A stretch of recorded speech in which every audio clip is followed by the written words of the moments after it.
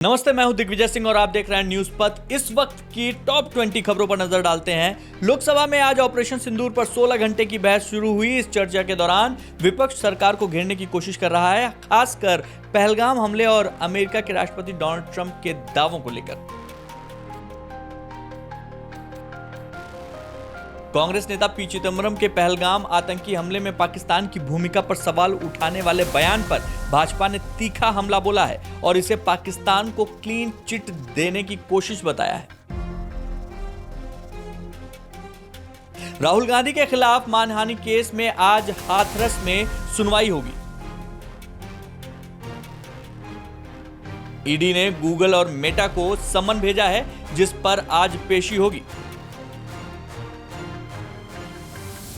दिल्ली सरकार ने बड़ा ऐलान किया है। झुग्गीवासियों को पक्का घर देने के लिए 700 करोड़ का बजट आवंटित किया गया है।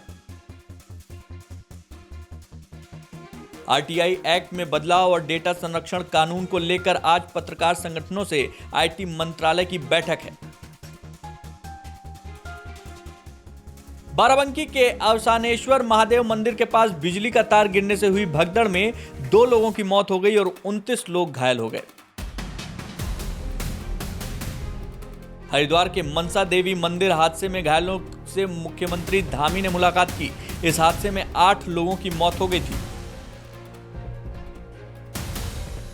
इस्लामिक स्टेट समर्थित विद्रोहियों ने पूर्वी कांगो के चर्च पर आतंकवादी हमला किया, जिसमें 35 लोगों की मौत हो गई है।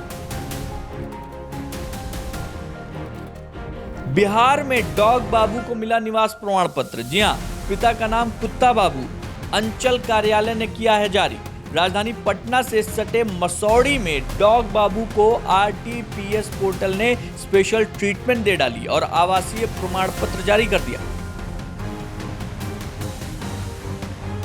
उदयपुर के पैसिफिक डेंटल कॉलेज की छात्रा श्वेता सिंह ने बीते 24 जुलाई की रात सुसाइड कर लिया था। श्वेता की मौत के बाद उसके कमरे से एक सुसाइड नोट बरामद किया गया है, जिसमें कई बातें सामने आई हैं। श्वेता ने लिखा है कि सुसाइड नोट के अंदर लिखा है कि पैसे लेकर न जाने कितने बच्चों को पास कर दिया गया। ऐसे बच्चों को भी पास कर दिया गया जिन्होंने कभी कॉलेज का मुंह तक नहीं देखा।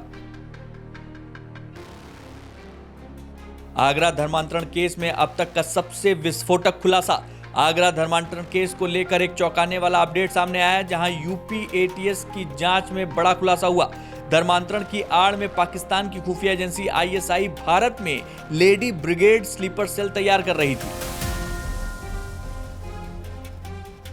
जर्मनी में पटरी से ट्रेन उतर गई, 3 लोगों की मौत हो गई। क्षेत्रीय एक्सप्रेस ट्रेन सिग्मा रिंजेन से रवाना हुई थी और उल्म जा रही थी, जब रविवार शाम लगभग 6:10 पर एक जंगली इलाके में ट्रेन के 2 डिब्बे पटरी से उतर गए।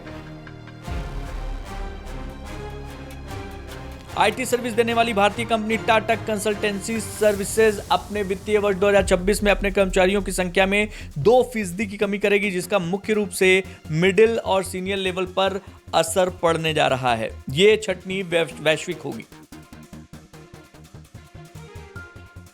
भारत के गृह मंत्री अमित शाह ने कहा कि अब समय आ गया है कि केंद्र और राज्य स्तर की एजेंसियां एक साथ मिलकर ऐसे तत्वों पर काबू लाएं जो देश के बाहर से भारत की सुरक्षा को नुकसान पहुंचा रहे हैं। सीबीआई ने पिछले 5 वर्षों में करीब 134 भगोड़ों को विदेशों से भारत वापस लाने में सफलता हासिल की है, जो कि पिछले दशक के 74 की तुलना में दोगुने से ज्यादा है।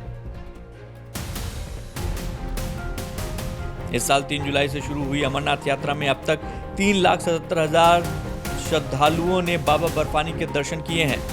सोमवार यानी आज 1635 श्रद्धालुओं का एक जत्था जम्मू से कश्मीर घाटी की ओर रवाना हुआ। अधिकारियों के मुताबिक 374 श्रद्धालुओं को लेकर 17 वाहनों का पहला काफिला सुबह 3:30 बजे बालटाल बेस कैंप से निकला। लगभग 1.5 करोड़ रुपए के शुद्ध सोने की ठगी का एक मामला सामने आया, जिसमें कारीगर सोने को लेकर फरार हो गया। कालबा देवी क्षेत्र की यह घटना है। इस मामले में गोविंद सोनी नाम के कारीगर के खिलाफ एलटी मार्ग पुलिस ने ठगी और धोखाधड़ी का मामला दर्ज कर दिया है और तलाश जारी कर दी है। जो जानकारी मिली उसके मुताबिक सोने के आभूषण बनाने के लिए गोविंद को शुद्ध सोना दिया गया था, लेकिन वो उसको लेकर फरार हो गया। सीबीडी बेलापुर पुलिस ने मीरा रोड के एक वकील से काले जादू की पूजा के जरिए पैसे दोगुने कराने का झांसा देकर 20 लाख रुपए की ठगी कर डाली है। पीड़ित धर्मवीर 1 साल पहले ही आरोपी से मुलाकात करता है और उसके बाद धीरे धीरे उसकी तांत्रिक शक्तियों पर विश्वास करने लगता है। उसके साथ ये धोखाधड़ी हो गई। हरियाणा के पानीपत जिले में विकास नगर की गली में कार खड़ा करने को लेकर विवाद हो गया। आरोप है कि ट्रैक्टर चालक नांगलखेड़ी का डोगा जो युवक था, उसका नाम, उसने उसकी पत्नी, मां और सब पर हथौड़े से वार किया। ट्रैक्टर चालक पहले भी कई बार ऐसे मारपीट कर चुका है। हरियाणा में किशोरियों का प्रेम जाल में फंसकर घर से भागने का मामला लगातार बढ़ता जा रहा है। कम उम्र में घर बसाने की सोच रखने वाली किशोरियां सोशल मीडिया के प्रभाव में आकर गलत फैसले ले रही हैं। पिछले 2 महीने में 7 ऐसी घटनाएं हुई हैं जिसमें 13 से 15 साल की किशोरियां गर्भवती हुई हैं। तो ये थी इस वक्त की टॉप 20 खबरें। देश दुनिया की तमाम खबरों के लिए देखते रहिए न्यूज़ पथ।